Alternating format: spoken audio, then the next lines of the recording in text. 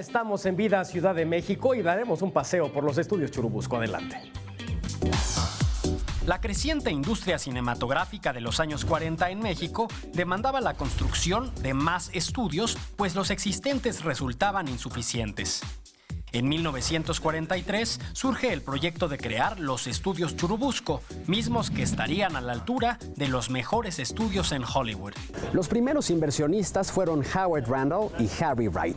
Sin embargo, el proyecto se pudo concluir gracias a la inversión de un grupo encabezado por el empresario Emilio Azcárraga Vidaurreta, así como la compañía productora norteamericana RKO.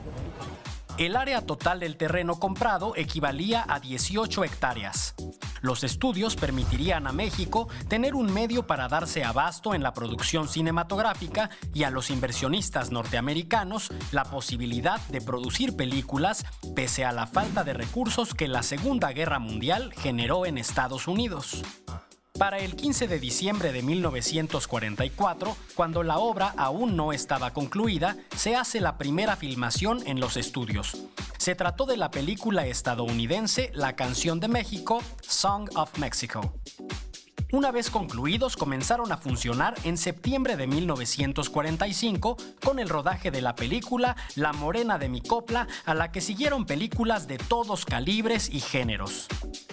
Se calculaba que con los nuevos estudios se pudieran filmar 125 filmes al año. Aquí realmente se hicieron las carreras de todos los cineastas casi del cine mexicano.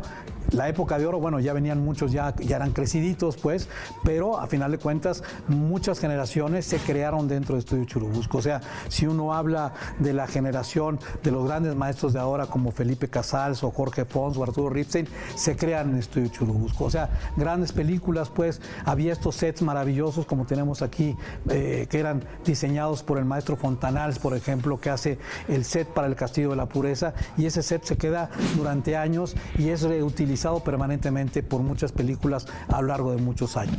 Aquí se han filmado más de 3,000 películas, desde clásicos como El Ángel Exterminador, La Perla, Allá en el Rancho Grande, El Castillo de la Pureza, hasta películas más contemporáneas como Sexo, Pudor y Lágrimas, Amores Perros e incluso cientos de producciones internacionales como Rambo, Romeo y Julieta y Frida.